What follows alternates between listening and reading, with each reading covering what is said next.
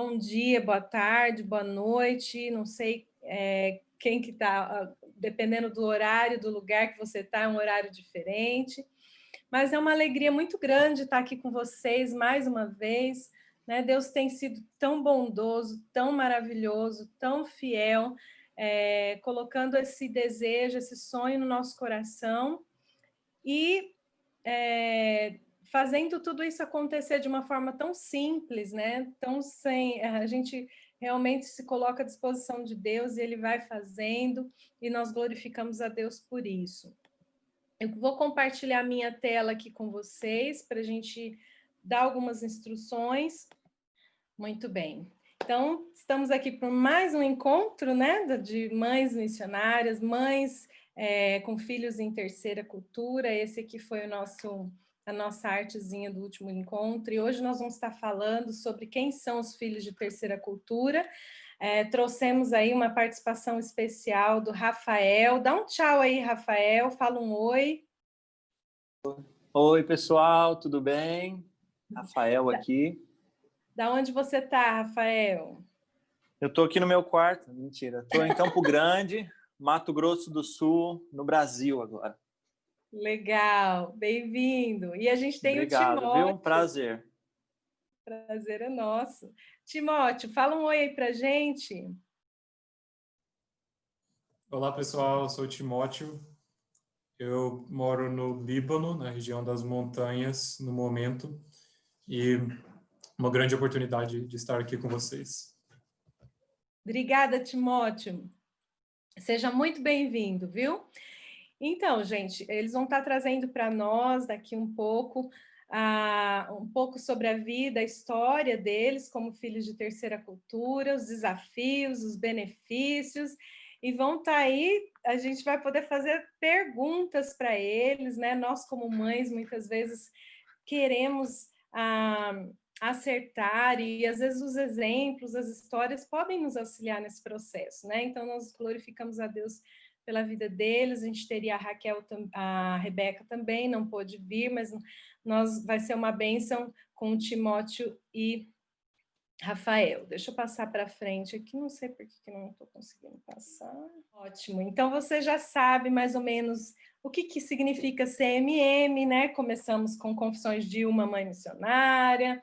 A minha história, eu não vou recontar todo o encontro, senão vocês vão ficar enjoada de saber a minha história, mas eu moro aqui na Uganda, na África, há 10 anos, e no meu coração, né, a gente trabalha como missionários aqui, e tinha no meu coração de poder estar trazendo conteúdos para famílias missionárias. Abrimos um canal no YouTube para ter algumas informações, vídeos, e tem algumas playlists, e uma das playlists que eu gosto e tenho é sobre quem são os filhos de missionários. Então, assim, se vocês quiserem, né, assuntos bem básicos a respeito da vida do filho de missionário, tem lá, a gente tem nosso Instagram, tem o Facebook, mas o que Deus colocou no meu coração é que a gente pudesse, não só uma mãe missionária contando suas histórias, mas que a gente pudesse reunir, né, todo esse material junto com tantas experiências que vocês têm também como mães, como missionárias. Algumas estão se preparando, outras já estão há muitos anos no campo. Queria relembrar com você quem é o filho de terceira cultura, no sentido de... a gente sempre vai falar isso, porque às vezes uma pessoa ou outra está vindo pela primeira vez, e a gente sempre precisa lembrar por que a gente fala filho de terceira cultura, por que a gente fala mãe de filhos de terceira cultura, né? Só relembrando, são indivíduos que vivem ou viveram parte significativa das suas vidas, ou seja, vários anos da sua infância ou adolescência fora da cultura nativa dos seus pais, né? São indivíduos que movem ou moveram entre culturas, bem na fase da identidade, da formação da identidade cultural. Quando a gente fala filho de terceira cultura, a gente não quer dizer só criança, a gente está falando de adolescentes, jovens, adultos, né? São pessoas que tiveram essa experiência nessa fase. Você que já é adulto e foi para o convívio transcultural Já adulto, né, sem ser nessa fase de formação, você tem experiência transcultural, mas você não é filho de terceira cultura. Só lembrando aí os conceitos. Qualquer dúvida nesse sentido, você pode me perguntar. A gente falou sobre benefícios, a gente falou sobre desafios, e eu queria colocar aqui alguns benefícios e desafios e passar para os meninos para eles falarem por si mesmos, né? A gente tem aqui algumas pesquisas na área de filhos de terceira cultura e aqui a gente tem algumas características de quem eles são, né? Eu vou ler aqui com vocês. Ainda que elementos de cada cultura possam ser assimilados pela experiência de vida do filho de terceira cultura, o seu senso de pertencimento está relacionado mais com outras pessoas com a mesma experiência que a sua, não a um lugar específico. Uma pessoa que geralmente fala várias línguas, uma pessoa que tem maior compreensão e mais sensibilidade de aspectos culturais.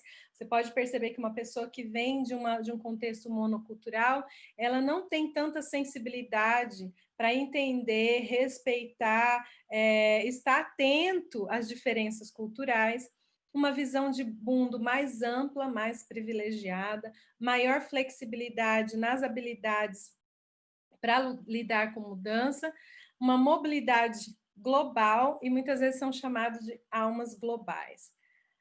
Alguns desafios. Responder de onde vem pode ser um desafio, principalmente quando é questionado por alguém monocultural. As mudanças regulares podem trazer ou disparar problemas de ansiedade, depressão, estresse, dificuldades quanto ao sentimento de pertencer. Lidar de forma apropriada com as despedidas e as perdas também pode ser um desafio. Permanecer no mesmo lugar por longos períodos, né? Às vezes a dificuldade de criar raízes, estão sempre em busca, né, frequente de mudança, de novas experiências. E se não tiver uma estrutura emocional saudável, até, né, um relacionamento é difícil de permanecer. E um dos grandes desafios também é quando vai reentrar, ou há necessidade de reentrada no seu próprio país, ou no país dos seus pais. Isso aqui são algumas características para a gente pensar. Cada característica a gente poderia falar bastante sobre elas, mas eu quero convidar, então, quem gostaria de começar a falar um pouquinho sobre a sua história, o seu testemunho para a gente. Rafael, acho que está com o tempo um pouquinho mais apertado, talvez ele possa começar para a gente. Posso começar sim, Valesca? Tá todo mundo me ouvindo aí, gente? Estamos te ouvindo. Sim? Ótimo. Bom, para quem não me conhece, sou Rafael Carrilho. Meus pais são missionários, né? A Márcia e o William Carrilho. Minha mãe estava até por aí, não sei se ela ainda está por aí. Minha mãe está sempre em tudo que eu tô. Minha mãe super apoiadora. E, bom, hoje eu tenho 28 anos. Sou casado com a Fernanda, minha esposa. E tenho 2 filhos, 2 gêmeozinhos de 7 meses. Inclusive é aniversário deles hoje. Estão fazendo 7 meses. E é uma aventura, né? Contar um pouquinho assim da minha história. Eu cresci em Campo Grande, aqui em Mato Grosso do Sul, junto com a minha família. Sempre fui muito ligado à igreja. Sempre fui muito de fazer coisas na igreja, né? Então participava do Ministério Infantil, depois participei do Ministério de louvor, né? Eu sou músico, então, e com dança também, então sempre fui muito envolvido na igreja. E por que eu falo isso? Para vocês terem uma ideia assim de o quanto no começo foi difícil para mim, quando meus pais falaram, vamos ser missionários. Até então a gente estava ali, né, lidando, né, um pouquinho com grupos de missionários e tinha como que é o nome do grupo da igreja lá? Os vocacionados. Então, eu sempre fazia uma viagenzinha missionária. Eu também com um grupo, né, de música e de dança. Às vezes a gente ia fazer viagens missionárias. Participei muito de campanhas da Jocum, Kings Kids. Sempre fui muito envolvido. Então, eu tinha essa pegada, né? Só que eu sempre voltava para minha cidade, voltava para minha igreja, para os meus amigos, para minha comodidade. Então, foi um choque, assim, no começo, quando meus pais chegaram e falaram, olha, a gente sempre teve o chamado missionário, Deus tem incomodado ainda mais o nosso coração para a gente ir para missões, e a gente vai para o Chile. Aí foi um choque, eu falei, eu não vou.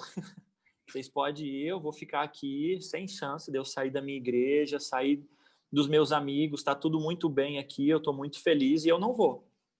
E me surpreendeu, assim, eu acho que um ponto muito positivo foi que os meus pais respeitaram isso. Eles falaram, então a gente também não vai.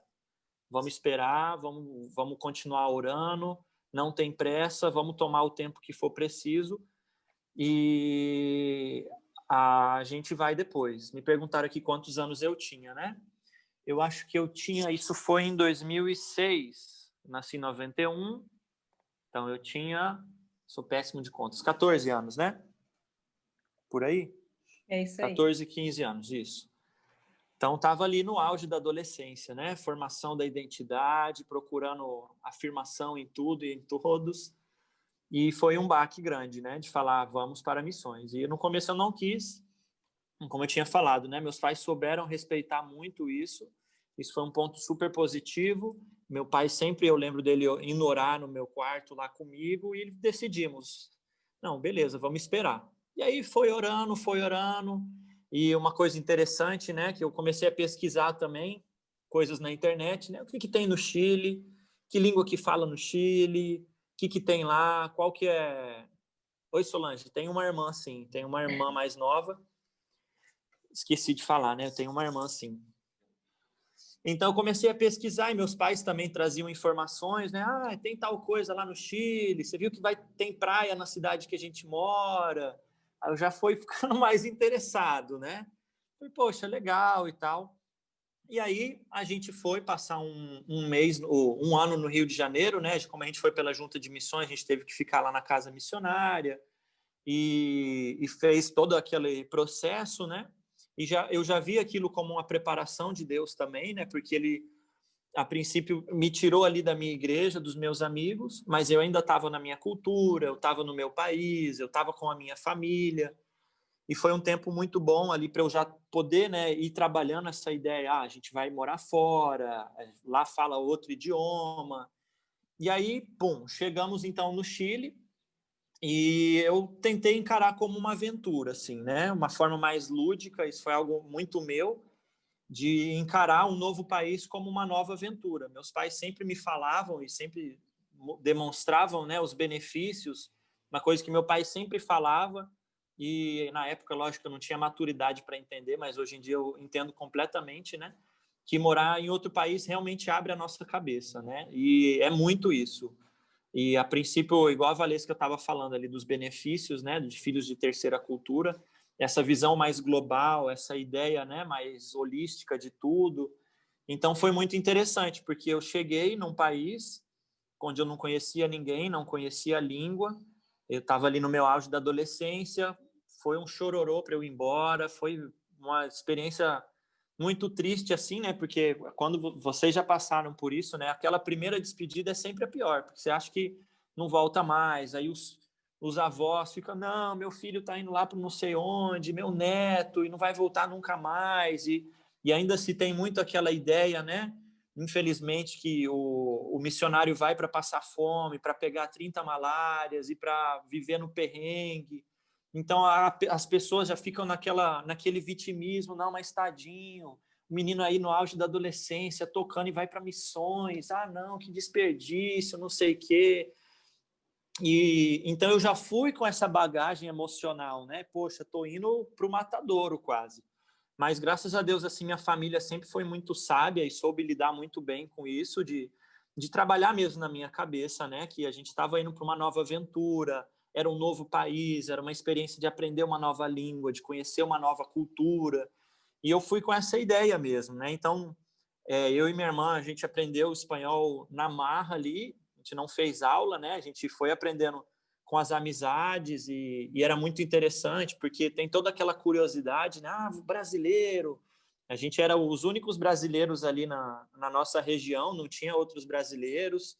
E aí o pessoal é muito curioso, quer saber, graças a Deus, né? A nossa nacionalidade é muito bem vista em grande parte do mundo. Então, é Brasil e tal, e como que é lá, que legal, que língua vocês falam. Então, e ao mesmo tempo que isso é bom, isso é ruim também, né? Porque a gente carrega com a gente todo o estigma do brasileiro. Então, no meu colégio eu não era o Rafael, Eu era conhecido como brasileiro. E eu acho que isso foi um impacto assim grande, que principalmente adolescente, né, a gente tem essa busca por identidade. Isso é até um conselho assim que eu dou para vocês, mães e pais, é de reforçar muito a identidade do filho de vocês, né? Porque antes da gente ir para o campo, a gente é conhecido como filho do missionário. Eu não tinha nome, não era o Rafael Carrilho. Eu era o filho dos missionários. Aí, quando você chega num país, ele é o missionário. Não é o Rafael, ele é o missionário.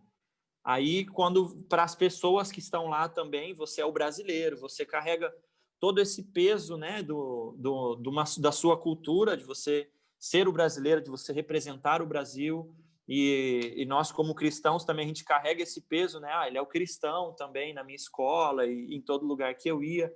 Então, isso foi um impacto muito grande que eu tive na construção da minha identidade também, né? Que chegou um tempo que eu falei, mas tá bom, mas quem é o Rafael? Será que eu sou missionário também? Ou isso é só algo dos meus pais? Será que esse chamado é só dos meus pais ou é da família toda? Será que eu quero isso para a minha vida? Hoje, graças a Deus, eu tô... Não sei se vocês conhecem a Cruzada Estudantil, né? A Campus Crusade. Eu e minha esposa, a gente é filiado à Cruzada. Ano que vem a gente vai como missionário. Então, eu tomei posse disso mesmo para a minha vida, né? Que eu, hoje em dia, não sou apenas o filho do missionário, eu sou um missionário também. E isso, né? Mais nessa parte, assim, de primeira experiência, quando cheguei. E algo muito difícil, assim, também foi, né? Vendo as pessoas aqui no Brasil, os meus amigos, foi difícil ver que a vida continua, né? Porque a vida dos meus amigos continuava, eles continuavam fazendo as coisas, saindo, indo na igreja, e eu já não estava mais ali, né? E foi um pouquinho difícil, assim, no começo, eu entender que a vida ia continuar. O meu espaço, por mais que, lógico, eles continuam com o mesmo carinho, a distância dificulta muito, as pessoas, às vezes, eu sou péssimo em distância, né? De, às vezes, manter contatos à distância, e os meus amigos também, a gente era meio complicado, então acabava esfriando algumas amizades, e a gente acaba, às vezes, se frustrando também com algumas amizades, você acaba esperando ali que os seus amigos continuem falando com você, ou que aconteça alguma coisa, isso não acontece. Então, essa dificuldade existiu, né, em relação a entender que a vida continua, e que minha vida agora é a minha vida ali no campo. Eu preciso criar raízes aonde eu estou, né? Porque às vezes eu acho que, conversando com outros filhos de missionários também, algo que acontece muito, e com próprios missionários também, é que eles não criam vínculos no lugar onde eles estão, né? Eles continuam apenas cultivando, porque, lógico, tem essa visão mais, como que eu posso dizer, dos nossos mantenedores mesmo, que a gente precisa manter, né, um contato, uma certa prestação de contas, a nossa igreja enviadora também. Só que a gente não pode esquecer que o campo que a gente está, no momento, é ali que a gente precisa criar vínculo. E acho que isso foi primordial, assim, para minha adaptação. Foi eu entender, cara, agora eu estou no Chile e agora eu vou viver aqui esse momento. Então, eu vou falar a cultura deles, eu vou comer a comida deles, eu vou fazer amizades aqui, eu vou entender a cultura e eu vou viver esse momento. Então, isso me ajudou muito de encarar de cabeça, não de esquecer, né, dos meus amigos aqui do Brasil, mas de dar uma priorizada mais nos relacionamentos locais ali, com as pessoas locais. Já aproveitar para responder aqui duas perguntinhas que fizeram sobre a minha esposa. Ela não é filha de terceira cultura, né? Por mais que ela já fez intercâmbio, já morou fora, já participou de muitas viagens missionárias, mas ela sempre morou aqui no Brasil, salvo um ano que ela morou na Inglaterra. Que conselho você daria para nós trabalharmos esse aspecto de identidade dos nossos filhos de forma menos conflitante? Bom, é complicado, né? Ainda mais na adolescência ali, que eu ainda não passei por isso, meus filhos são bem pequenininhos. Mas é vocês estarem constantemente reforçando e ajudando eles a descobrirem quem eles são, né? Porque às vezes a gente tenta colocar as pessoas dentro de uma caixa, né? Ah, não, ele é o filho do missionário, ele é o brasileiro. Onde a gente vai, a gente acaba sendo rotulado de várias formas, né? Seja aonde a gente vai, a gente é rotulado. E a gente tentar levar esse adolescente, essa criança, a buscar em Deus, né? Qual que é o propósito para a vida dela? Isso foi algo muito importante, assim, que meus pais nunca forçaram de, não, você vai ser missionário também, você é missionário. É lógico que eles oravam por isso e eu já tinha recebido esse chamado desde muito pequeno, mas de estar constantemente assim, tendo essa visão, né, de não rotular o seu filho, mas de ajudá-lo a que ele possa descobrir e construir em Deus a identidade dele. Bom, aí falando um pouquinho depois, né, a gente ficou ali 2 anos no Chile, aí eu voltei para o Brasil, e voltando para o Brasil foi um período bem difícil, assim, de adaptação. Eu acho que foi mais difícil voltar para o Brasil do que... Aí, exatamente, o choque reverso. Foi exatamente o que aconteceu. Foi mais difícil para mim voltar para o Brasil do que ter ido para o Chile. Porque quando você volta do campo missionário, seja para passar um mês ou para passar alguns anos aí, você volta com outra cabeça, né? Pensa eu ali na minha adolescência, ainda mais na minha cidade, que aqui as pessoas não têm muito costume de viajar muito, de conhecer outros países, conhecer outras culturas. Então eu chego falando já um outro idioma, tendo uma experiência transcultural, com uma cabeça muito mais aberta a problemas do mundo e a questões sociais, econômicas, políticas, de tudo.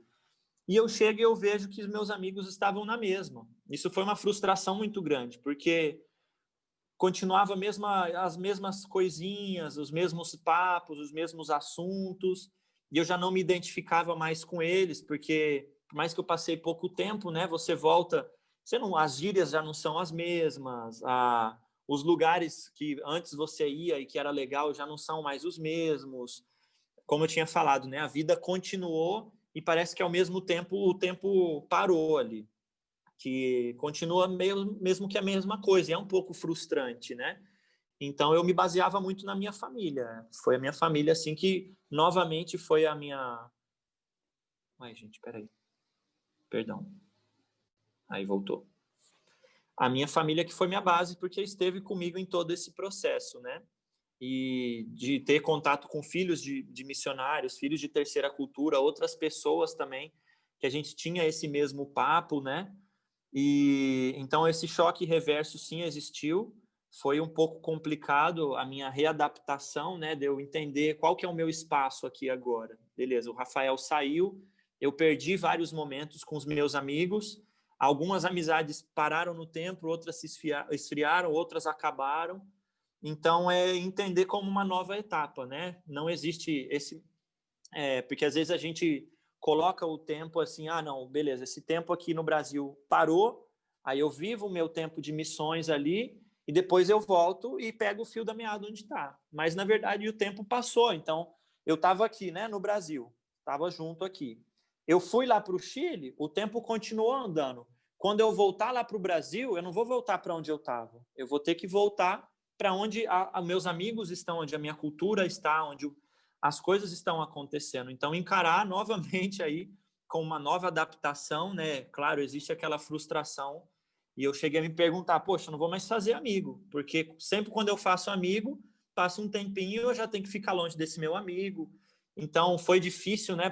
Poxa, será que eu me abro novamente a novas amizades? Eu voltei muito fechado, né? Com aquele medo.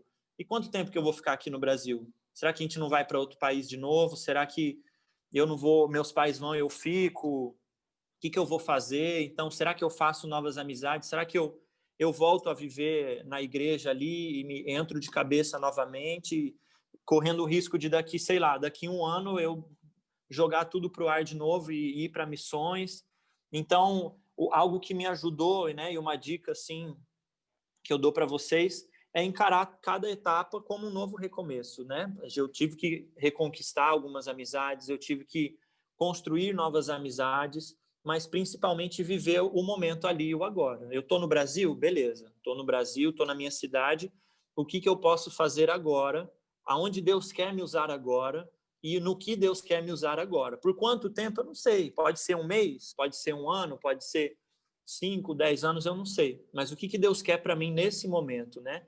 A gente precisa encarar o nosso campo missionário onde a gente está agora. Porque às vezes a gente tem essa ideia, né? Não, quando eu estiver no campo, ou quando eu for para tal lugar, ou quando eu estiver com tal condição, ou quando eu dominar a língua, ou quando isso, quando... E às vezes a gente acaba não fazendo o que a gente pode no momento que a gente está, né? Então, eu voltei para o Brasil, meus pais foram para a Malásia e aí foram com a minha irmã, e eu fiquei aqui no Brasil.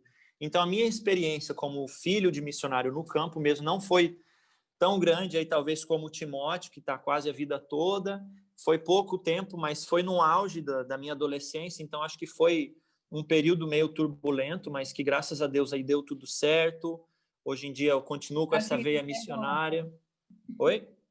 Você está vivo, né, Rafa? Tô tá vivo, bem. tô bem, graças a Deus. Continuo aí com todos esses benefícios de aprender sobre outras línguas, culturas e uma visão diferente, né? Existe até um conceito aí da sociologia que fala de capital cultural. Não sei se vocês já ouviram falar, né?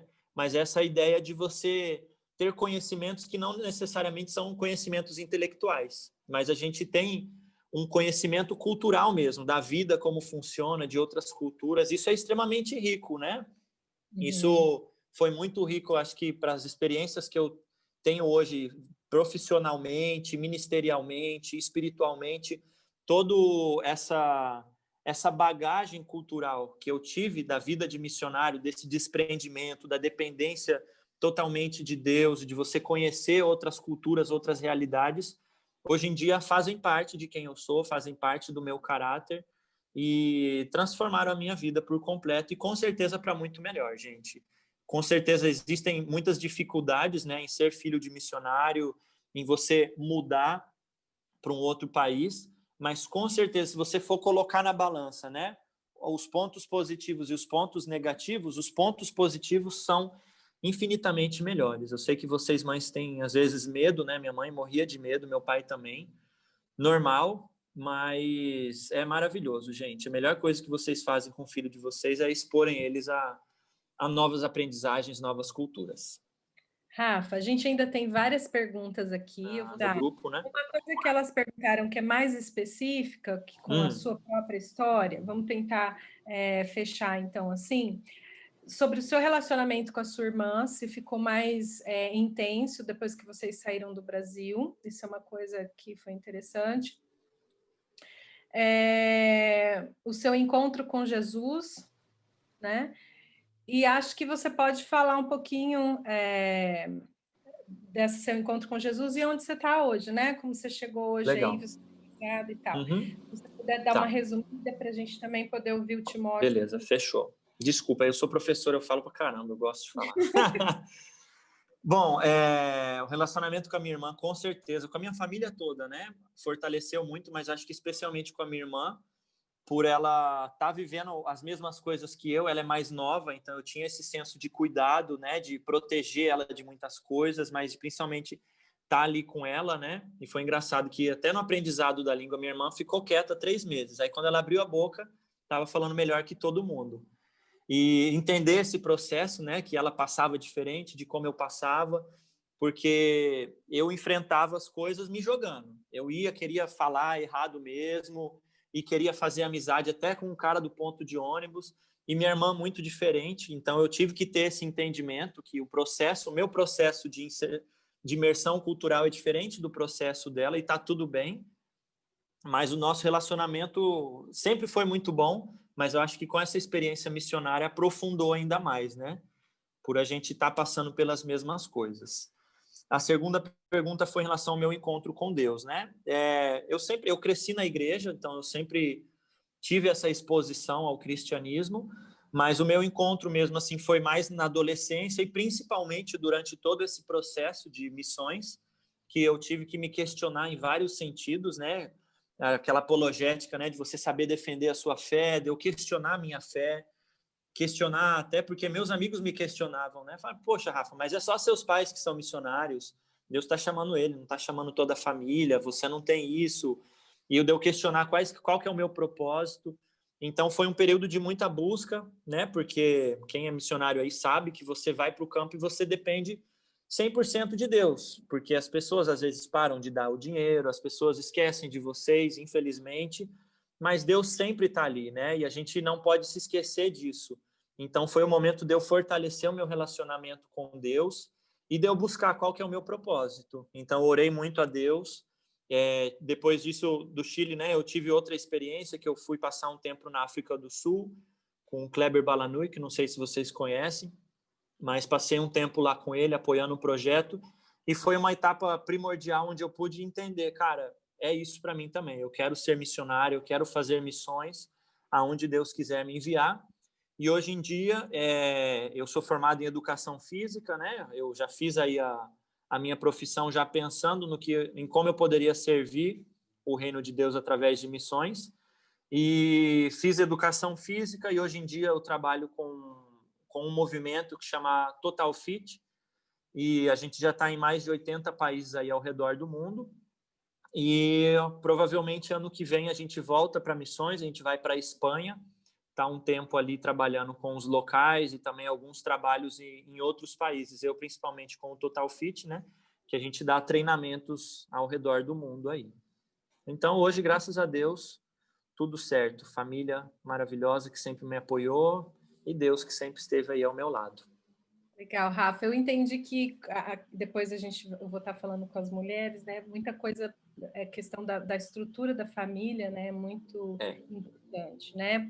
Com certeza. Eu queria que você colocasse aí os seus 3 ou 4 maiores medos e desafios, rapidinho, assim, em poucas nesse palavras. Tempo? Eu acho que nesse tempo um medo que eu tinha muito grande era de não corresponder às expectativas da igreja e dos meus pais, né? Como ali filho de missionário, como missionário, porque a gente carrega, querendo ou não, um peso, né? A gente está indo ali representar uma igreja, a gente está indo ali ser embaixadores de Cristo mesmo, né? Às vezes iniciar um projeto. Então esse peso e essa expectativa que existe ali no missionário foi algo difícil para eu saber lidar. As várias adaptações também, né, que foram desafios de adaptação, de sair do seu país, da sua cultura, da sua língua, você se inserir numa nova cultura, depois você voltar e tentar se readaptar. E acho que foram mais esses dois, assim, que foram desafios, né, e dificuldades que eu tive. Legal. Posso só responder essa última pergunta? Perguntaram se eu tive raiva da igreja. Eu tive, sim, gente.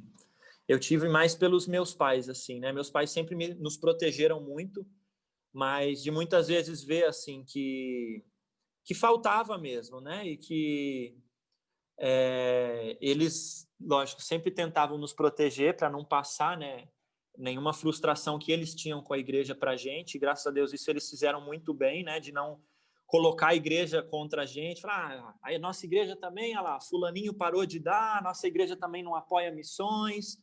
Isso é péssimo, né? Porque muitas vezes ali a criança ou adolescente associa a imagem que ela tem de Deus da igreja. Então, se a igreja está mal, Deus é mal. Ou se a igreja não sustenta, Deus não vai sustentar. A criança não tem essa maturidade, né?